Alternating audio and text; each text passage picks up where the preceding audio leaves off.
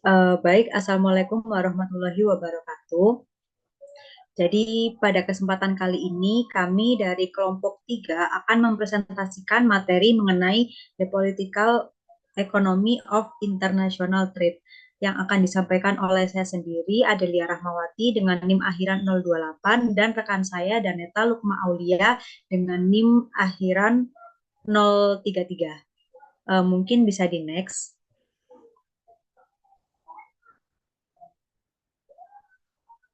Nah, jadi pada bab ini kita itu akan membahas realitas politik dari perdagangan internasional. Nah, banyak negara yang secara nominal itu berkomitmen terhadap perdagangan bebas. Dan pemerintahnya itu cenderung mengintervensi perdagangan internasional untuk melindungi kepentingan kelompok yang penting secara politis atau mempromosikan kepentingan produsen utama dalam negeri. Jadi perdagangan bebas sendiri itu mengacu pada situasi di mana pemerintah itu tidak berupaya membatasi apa yang dapat dibeli atau dijual warga negaranya ke negara lain. Tapi meskipun demikian, itu pasti juga ada intervensi dari pemerintah. Jadi pemerintah itu kalau melakukan intervensi itu biasanya itu dengan cara membatasi impor barang dan jasa ke negara mereka sambil mengadopsi kebijakan yang mendorong produksi dan ekspor dalam negeri. Biasanya motif mereka itu adalah untuk melindungi produsen dalam negeri. Nah, jadi pada bab ini yang akan kita bahas, yang pertama itu adalah instrumen kebijakan perdagangan, yang kedua alasan perlunya intervensi pemerintah, yang ketiga kasus revisi untuk perdagangan bebas, dan yang keempat pengembangan sistem perdagangan global. Oke, bisa di next.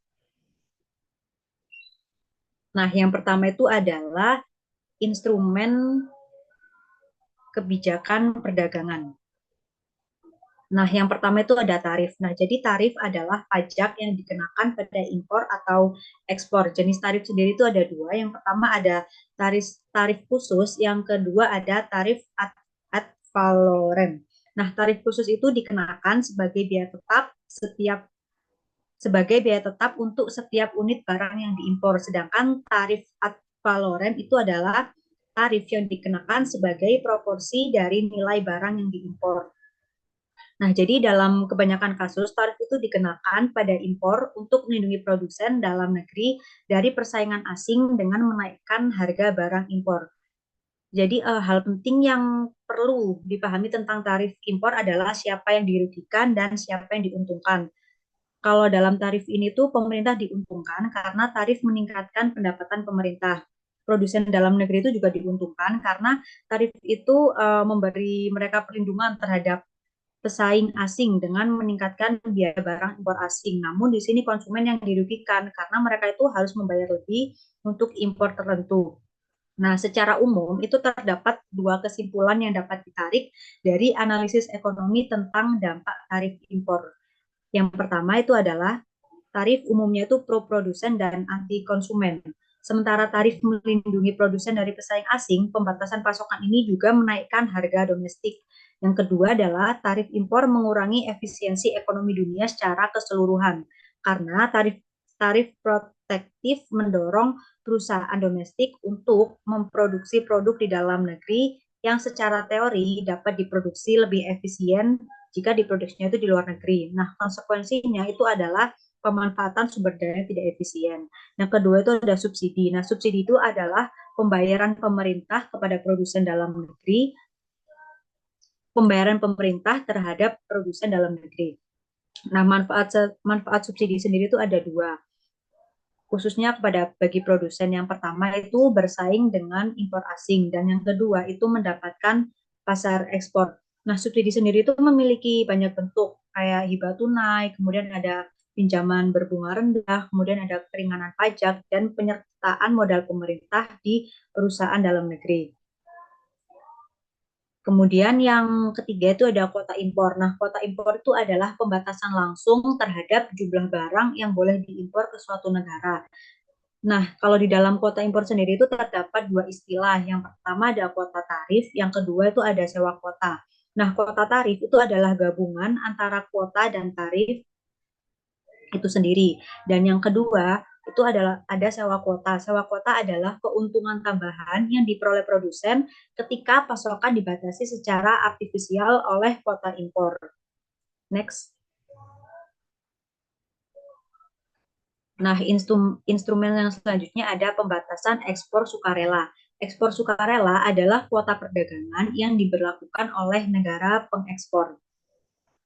Contohnya itu pembatasan ekspor mobil ke Amerika Serikat yang dilakukan oleh produsen mobil Jepang pada tahun 1981. Kemudian ada persyaratan konten lokal. Nah, persyaratan konten lokal adalah persyaratan bahwa sebagian tertentu dari suatu barang harus diproduksi di dalam negeri. Nah, persyaratan tersebut dapat dinyatakan dalam bentuk fisik. Misalnya itu 75% komponen untuk produk ini harus diproduksi di dalam negeri. Atau dalam bentuk nilai. Misalnya 75% dari nilai produk ini harus diproduksi di dalam negeri. Nah, persyaratan lokal ini tuh ditetapkan untuk mencoba melindungi pekerjaan dan industri lokal dari persaingan asing. Yang selanjutnya itu ada kebijakan administratif. Jadi kebijakan perdagangan administratif adalah aturan birokrasi yang dirancang untuk mempersulit impor memasuki suatu negara. Jadi sama seperti instrumen kebijakan perdagangan yang lain, instrumen administratif itu uh, cenderung menguntungkan produsen dan merugikan konsumen yang tidak dapat mengakses produk asing yang mungkin lebih unggul. Nah, yang terakhir itu ada kebijakan anti-dumping. Kalau kebijakan anti-dumping ini tuh dirancang untuk menghukum perusahaan asing yang melakukan dumping. Dumping sendiri itu adalah penjualan barang di pasar luar negeri dengan harga di bawah daya produksinya atau di bawah nilai wajar. Nah, jadi tujuannya sendiri untuk kebijakan anti-dumping adalah untuk melindungi produsen dalam negeri dari persaingan asing yang tidak adil. Next. Nah, selanjutnya ada alasan perlunya intervensi pemerintah. Jadi, dilakukan intervensi pemerintah itu bukannya tanpa alasan ya. Yang pertama itu ada argumen politik untuk intervensi. Jadi, bisa dibilang ini tuh alasan yang cenderung ke politik mengapa perlu ada intervensi. Nah, argumen politik untuk intervensi itu memiliki beberapa isu. Yang pertama itu untuk melindungi pekerjaan dan industri. Argumen politik yang paling umum untuk intervensi pemerintah adalah bahwa hal itu diperlukan untuk melindungi pekerjaan dan industri dari persaingan asing yang tidak adil. Dan isu selanjutnya ada keamanan nasional. Jadi industri tertentu itu perlu dilindungi karena penting bagi keamanan nasional. Industri yang terkait dengan pertahanan itu sering mendapat perhatian seperti ini, sebenarnya kayak teknologi gitu. Teknologi itu biasanya lebih diperhatikan pemerintah karena rawan untuk dihack. Yang ketiga ada pembalasan. Nah, di sini tuh maksudnya pemerintah itu perlu menggunakan ancaman untuk campur tangan dalam kebijakan perdagangan sebagai alat tawar-menawar untuk membantu membuka pasar asing dan memaksa mitra dagang untuk bermain sesuai dengan aturan main. Next. Nah, untuk argumen politik untuk intervensi, isu selanjutnya adalah melindungi konsumen. Nah, jadi kebijakan perdagangan biasanya itu ditujukan untuk melindungi konsumen dari produk yang tidak aman. Contohnya yakni dengan membatasi atau melarang impor produk yang tidak aman. Selanjutnya ada memajukan tujuan kebijakan luar negeri. Kebijakan perdagangan itu dapat digunakan untuk menekan atau menghukum yang istilahnya itu negara nakal yang tidak mematuhi hukum atau norma perdagangan internasional. Selanjutnya ada melindungi HAM. Pemerintah terkadang juga menggunakan kebijakan perdagangan untuk meningkatkan kebijakan hak asasi manusia mitra dagangnya. Kemudian ada melindungi lingkungan. Jadi ada suatu organisasi namanya tuh Sierra Club. Sierra Club itu berpendapat bahwa perlindungan lingkungan yang kuat itu perlu menjadi bagian dari setiap perjanjian perdagangan dan pemerintah harus diizinkan untuk membatasi perdagangan jika hal itu menguntungkan lingkungan. Maka maka oleh karena itu sekarang itu isu-isu seperti ESG, CSR itu memang sedang hype ya karena ini tuh memang penting. Jadi ini adalah juga salah satu alasan kenapa pemerintah itu perlu melakukan intervensi. Next. Nah, selanjutnya adalah argumen ekonomi untuk intervensi atau istilahnya itu alasan ekonominya lah kenapa pemerintah itu perlu campur tangan. Yang pertama itu ada isu argumen industri baru. Nah, banyak negara berkembang memiliki keunggulan komparatif potensial di bidang manufaktur. Industri manufaktur baru pada awalnya tidak dapat bersaing dengan industri yang sudah mapan di negara maju. Maka dari itu, pemerintah itu harus mendukung industri baru untuk sementara waktu hingga industri tersebut tumbuh cukup kuat untuk menghadapi persaingan internasional. Jadi intinya itu di sini tuh pemerintah itu perlu mendukung industri baru gitu, biar dia tuh bisa menghadapi persaingan internasional. Isu yang kedua itu ada kebijakan perdagangan strategis. Nah, dalam industri dengan skala ekonomi yang besar, hanya sedikit perusahaan yang dapat beroperasi menguntungkan di pasar global. Suatu negara itu dapat mendominasi ekspor produk tertentu jika perusahaan mereka menjadi penggerak pertama. Nah, ini juga alasan kenapa pemerintah itu perlu melakukan intervensi, yaitu untuk mendukung, istilahnya itu mendukung negaranya agar mereka itu bisa menjadi salah satu perusahaan penggerak pertama. Next. Nah, untuk materi selanjutnya akan dijelaskan oleh Daneta. Oke, saya akan menjelaskan materi terkait dengan the case for free trade. Jadi, seperti yang kita ketahui di pertemuan sebelumnya, itu sudah menjelaskan terkait dengan teori dari Adam Smith dan juga David Ricardo, yang mana mereka itu mendukung adanya perdagangan bebas di antara negara. Namun, Paul Krugman, yang mana itu seorang ilmuwan, seorang ekonom yang membahas tentang teori perdagangan baru, itu berpendapat bahwa meskipun kebijakan perdagangan strategis itu terlihat menarik secara teori, tapi penerapannya tuh bisa sulit dilakukan. Jadi tanggapan ini nih kayak mendukung adanya revisi terhadap perdagangan bebas itu sendiri, yang mana dijadikan beberapa poin. Yang pertama ada retaliasi dan perang dagang. Jadi menurut Krugman sendiri, kebijakan perdagangan strategis yang bertujuan menempatkan perusahaan domestik dalam posisi dominan di pasar global itu merupakan kebijakan yang merugikan negara lain. Karena kebijakan ini nih bisa meningkatkan pendapatan nasional, tetapi bisa mengorbankan negara lain juga. Negara yang menetapkan kebijakan seperti ini itu bisa memicu adanya retaliasi dari kepada negara lainnya, yang mana itu bisa menyebabkan adanya perang dagang, itu kemungkinan terburuknya. Nah, dalam perang dagang, semua negara yang terlibat itu bisa menjadi lebih buruk daripada negara yang tidak ikut campur tangan dalam perdagangan bebas. Sebagai contoh, misalkan ketika Amerika Serikat itu merespon adanya subsidi Airbus dari Eropa dan memberikan kepada Boeing, maka kedua subsidi tersebut akan saling menetralkan dan baik Eropa maupun Amerika Serikat itu tidak akan menanggung biaya yang tidak perlu. Nah, jadi menurut Krugman itu sendiri, kebijakan strategis itu bisa menyebabkan perang dagang. Dan menurut Rukman, saran dari Rukman itu respon terbaik itu bukan dengan retaliasi, tetapi dengan adanya pembentukan aturan yang mana itu bisa mendukung penggunaan mendukung penggunaan atau adanya perdagangan internasional itu, seperti meminimalkan penggunaan subsidi mungkin yang bisa mengganggu perdagangan internasional, yang mana itu merupakan teori teori Rukman ini digunakan oleh organisasi perdagangan internasional, yaitu World Trade Organization. Kemudian yang kedua ada kebijakan domestik. Jadi menurut Krugman, pemerintah itu tidak selalu bertindak demi kepentingan nasional ketika mereka ikut campur tangan dalam perekonomian.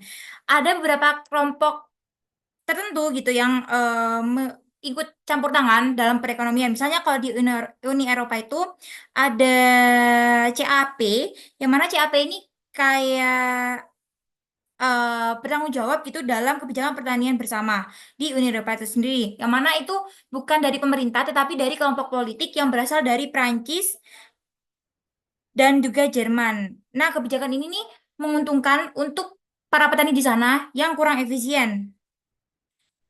Dan dan juga karena kebijakan ini nih bisa menyejahterakan pertanian di sana. Tetapi di sisi lain kebijakan ini juga merugikan bagi para konsumen karena harus membayar kebutuhan pangan lebih banyak lagi. Nah, jadi kalau menurut Krugman, kebijakan perdagangan strategis kemungkinan besar akan disalahgunakan oleh kelompok kepentingan khusus yang ada dalam perekonomian. Contohnya tadi kelompok CAP yang ada di Eropa tadi. Dan kemudian misalnya kayak di Amerika Serikat, itu sangat sulit untuk meminta Departemen Perdagangan untuk mengabaikan pengaruh kelompok kepentingan saat merumuskan kebijakan untuk berbagai industri. Nah, meskipun ada teori seperti teori Adam Smith dan juga Ricardo yang menyarankan adanya kebijakan perdagangan bebas, tetapi itu itu tidak bisa diterapkan secara sepenuhnya, tetap harus ada intervensi pemerintah di dalamnya. Kemudian adanya development of the global trading system. Nah, jadi argumen ekonomi mendukung perdagangan bebas tanpa batas. Meskipun banyak pemerintah mengakui nilai argumen ini, mereka enggan menurunkan hambatan perdagangan secara sepihak karena khawatir negara lain tidak akan mengikutinya. Misalnya ketika Brasil dan Argentina itu kayak mempertimbangkan untuk menurunkan hambatan perdagangan internasional di antara dua negara tersebut. Nah, mungkin Brasil akan menurutinya, tapi Argentina belum tentu setuju dengan kesepakatan atau kesepakatan yang ditetapkan dengan Brazil tadi seperti itu. Nah, Brasil tuh khawatir Argentina bisa jadi memanfaatkan kebebasan perdagangan tadi, kayak penurunan hambatan tadi, yang kebijakannya akan disepakati oleh dua belah pihak dengan eh, dengan kayak memasukkan barang-barang atau produk-produk Argentina ke Brazil gitu tanpa batas. Nah, situasi ini nih bisa menyebabkan beberapa permasalahan, salah satunya yaitu masalah kepercayaan. Kedua pemerintah tahu bahwa mereka akan diuntungkan dengan menurunkan hambatan, tetapi tidak ada yang mau mengambil langkah pertama. Nah, deadlock dari uh, penurunan kepercayaan ini, masalah kepercayaan ini bisa diatasi apabila kedua kedua negara tadi, Brazil dan juga Argentina itu menyepakati sebuah aturan yang mana untuk perdagangan lintas batas dan juga menurunkan hambatan, tetapi tetap disesuaikan dengan kebutuhan negara masing-masing. Seperti itu. Nah, untuk development of the global trading system ini, itu terkait juga dengan beberapa sejarah dari perdagangan internasional itu sendiri. Yang pertama yaitu eh, adanya teori Adam Smith hingga depresi besar. Jadi kebijakan perdagangan bebas pertama kali diadopsi secara resmi oleh Inggris pada tahun 1846 dengan mencabut Undang-Undang Jagung yang memberikan tarif tinggi pada impor jagung. Nah, meskipun ada dorongan dari pemerintah Inggris tadi untuk perdagangan bebas sejak tahun 1820, tetapi setelah adanya perdebatan yang panjang dan kondisi sulit di Inggris, perdagangan internasional itu baru dapat diimplementasikan pada tahun 1846-an. Nah, selama 80 tahun berikutnya, Inggris itu berusaha untuk mendorong liberalisasi perdagangan, tetapi tidak banyak dari negara lain yang mengikuti kebijakan perdagangan bebas tersebut. Tetapi, Inggris itu tetap melakukan kebijakan perdagangan bebas dengan menjadi negara pengekspor terbesar. Sehingga sehingga ketika adanya perang dagang atau adanya ketidaksesuaian dalam perdagangan internasional, Inggris itu memiliki banyak aset atau banyak bukti gitu ya, fakta yang dapat dipertaruhkan dalam perang dagang tadi. Namun pada tahun 1930-an, upaya Inggris untuk mendukung perdagangan bebas terhalang oleh depresi besar ketika Kongres Amerika Serikat itu mengesahkan adanya tarif Smoot-Hawley yang mana ini bertujuan untuk melindungi industri domestiknya, dan tarif tinggi ini justru bisa menyebabkan negara lain meningkatkan tarif mereka dan mengakibatkan penurunan ekspor Amerika Serikat dan memperdalam krisis global. Jadi adanya international trade di Inggris itu terhalang oleh adanya kebijakan dari pemerintah Amerika Serikat pada tahun 1930-an yang mengakibatkan depresi besar. Kemudian dilanjutkan dengan tahun 1947 sampai 1979 adanya GATT, liberalisasi perdagangan dan pertumbuhan ekonomi. Jadi dampak buruk dari kebijakan perdagangan yang merugikan negara lain seperti yang terjadi akibat Undang-Undang Smoot-Hawley yang dicanangkan oleh pemerintah Amerika Serikat tadi itu mempengaruhi institusi ekonomi dan ideologi pasca Perang Dunia Kedua. Di bawah kepemimpinan AS, GATT didirikan pada tahun 1947 untuk liberalisasi perdagangan dengan menghilangkan tarif, subsidi, dan kuota impor. Keanggotaan GATT itu tumbuh dari 19 anggota menjadi lebih dari 120 negara hingga digantikan oleh World Trade Organization. Jadi GATT ini merupakan cikal bakal terbentuknya World Trade Organization yang mana pada awal terbentuk itu hanya memiliki 19 anggota, yang mana sekarang berkembang lagi menjadi 120 negara pada sampai saat ini. Nah, GATT ini berhasil dalam banyak hal termasuk pengurangan tarif yang signifikan. Misalnya tarif rata-rata Amerika Serikat itu turun hampir 19,2% di antara Ronde Geneva tahun 1947 dan juga Ronde Tokyo tahun 1937, 1973 sampai 1979. Nah, sesuai dengan teori yang dicanangkan oleh David Ricardo tadi, adanya GATT ini sebenarnya juga merupakan salah satu implementasi dari perdagangan bebas yang bisa merangsang pertumbuhan ekonomi. Kemudian 1980 sampai 1993 adanya tren proteksionis. Nah, di tren proteksionis ini dibagi menjadi 3 fenomena. Yang pertama ada kesuksesan ekonomi Jepang. Nah, Jepang itu hancur saat GATT didirikan. Menjadi ekonomi terbesar kedua dan eksportir terbesar di dunia pada awal 1980-an. Nah, meskipun tarif dan subsidi itu rendah, banyak orang di barat merasa bahwa Jepang itu tertutup bagi impor dan juga investasi asing yang bisa menyebabkan ketegangan perdagangan. Kemudian defisit perdagangan AS, defisit yang berkepanjangan di Amerika Serikat menyebabkan masalah dalam industri seperti otomotif dan juga tekstil di sana, di mana produsen-produsen domestik kehilangan pangsa pasar karena pada saat itu, AS itu sudah mulai melakukan perdagangan internasional dan juga spesialisasi, sehingga ada beberapa industri yang kehilangan pangsa pasarnya karena ada spesialisasi tadi. Dan hal ini memicu AS mendirikan Kongres Amerika Serikat untuk melindungi industri dalam negeri dari impor. Kemudian menghindari aturan GATT. Banyak negara menemukan cara untuk menghindari regulasi GATT seperti melalui bilateral voluntary export restraints atau di mana negara pengekspor setuju membatasi ekspor untuk menghindari tarif yang lebih merugikan lagi. Contohnya kayak adanya fair atau voluntary export restraints antara Jepang dan juga Amerika Serikat terkait dengan sektor otomotif. Selanjutnya ada terkait dengan putaran Uruguay dan Organisasi Perdagangan Dunia atau World Trade Organization. Dalam konteks meningkatnya tekanan untuk proteksionisme yang sudah disebutkan sebelumnya, adanya yaitu karena adanya kesuksesan ekonomi Jepang, defisit perdagangan AS, dan juga menghindari aturan GATT, maka anggota GATT itu memulai putaran Uruguay pada tahun 1986 untuk mengurangi tarif. Tujuannya, ini adalah putaran negosiasi yang paling ambisius yang mencakup perluasan aturan GATT ke perdagangan jasa, perlindungan hak kekayaan intelektual, pengurangan subsidi pertanian, dan penguatan mekanisme pengawasan GATT. Yang mana sebelumnya aturan GATT itu hanya berfokus pada perdagangan barang gitu, yang kemudian meluas lagi menjadi jasa, perlindungan HKI, pengurangan subsidi pertanian, dan juga penguatan mekanisme pengawasan dari GATT. Nah, putaran ini memakan waktu yang cukup lama, yaitu 7 tahun, dan juga menghasilkan kesepakatan baru tanggal 15 Desember 1993, yang mana ditetapkan dan juga mulai diberlakukan pada tanggal 1 Juli tahun 1995. Apa saja sih kesepakatannya? Yang pertama ada pengurangan tarif barang industri lebih dari sepertiga dan penghapusan tarif pada lebih dari 40% barang manufaktur. Yang kedua, rata-rata tarif pada barang manufaktur di negara maju diharapkan turun di bawah 4%, level terendah dalam sejarah. Jadi sebelum adanya kesepakatan ini, tarif barang-barang manufaktur itu tidak pernah di bawah 4%.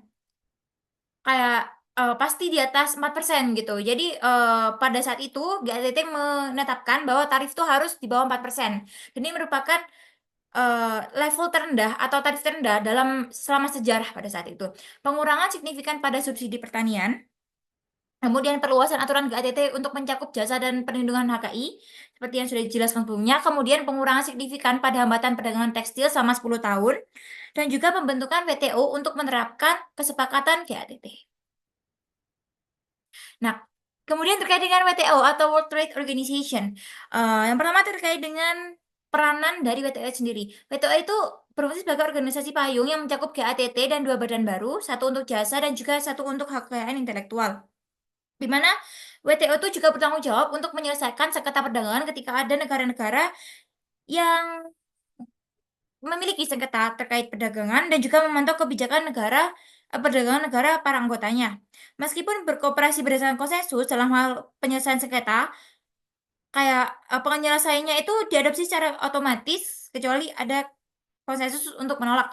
Jadi ketika ada sengketa, WTO ini akan langsung berperan gitu loh, langsung berperan secara otomatis untuk menyelesaikan sengketa tersebut.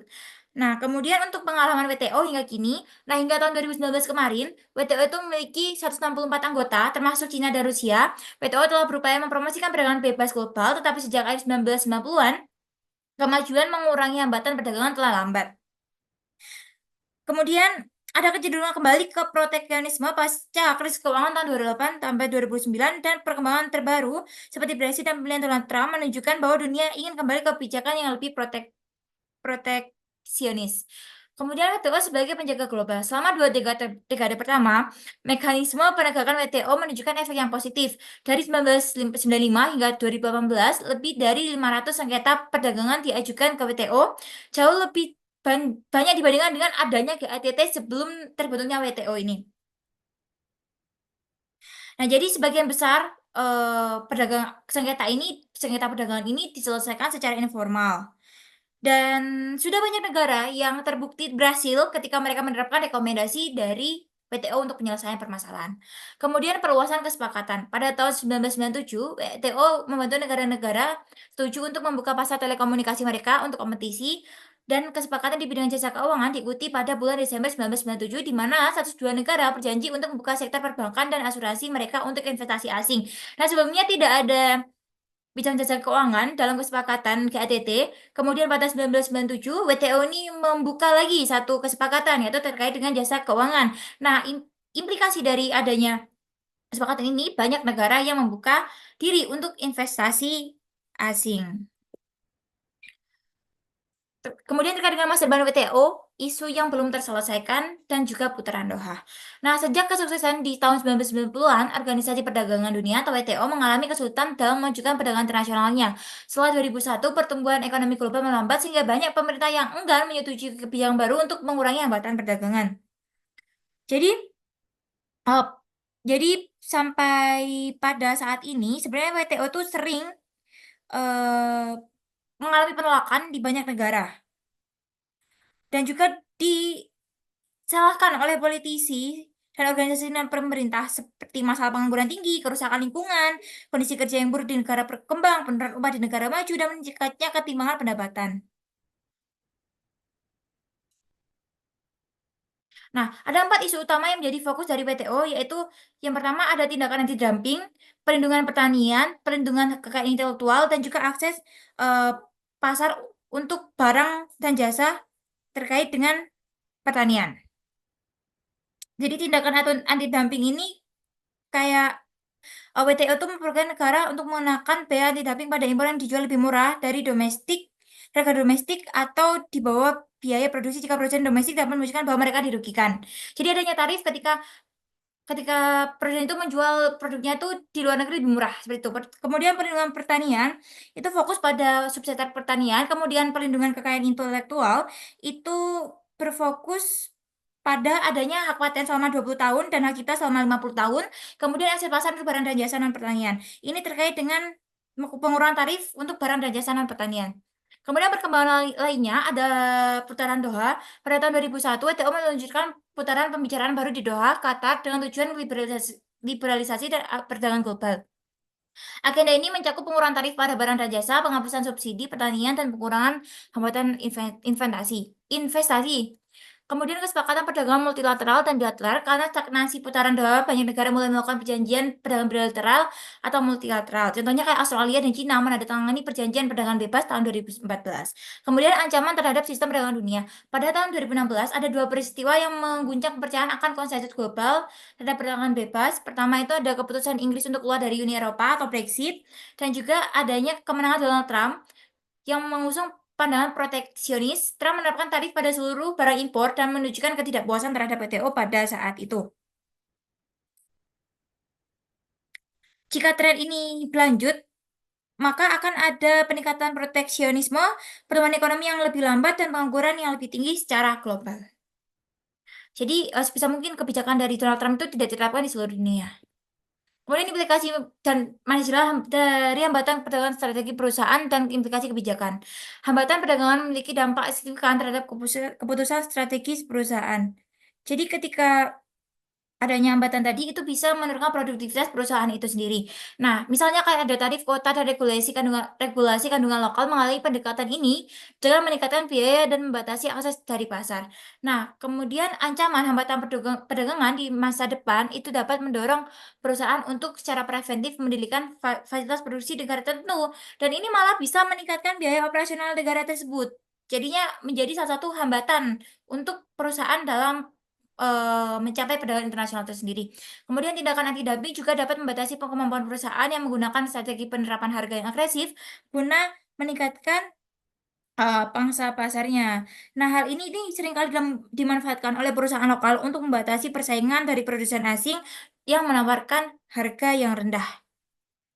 Jadi, itu tadi, jadi ini tadi hambatannya terkait dengan tarif, kota, regulasi, kemudian hambatan perdagangan di masa yang akan datang dengan memberikan fasilitas produksi dan juga tindakan anti dumping. Itu merupakan hambatan-hambatan dan implikasi manajerial perdagangan internasional yang mana masih terjadi hingga pada saat ini di perusahaan-perusahaan yang menerapkan perdagangan internasional itu sendiri. Baik, ini daftar pustaka dari kami, yaitu kami mengambil dari bukunya Charles Hill terkait International Business Competing in the Global Marketplace, edisi ke-13, penerbitnya McGraw-Hill. Baik, terima kasih atas perhatiannya terkait dengan presentasi kami pada hari ini. Kurang lebihnya mohon maaf. Wassalamualaikum warahmatullahi wabarakatuh.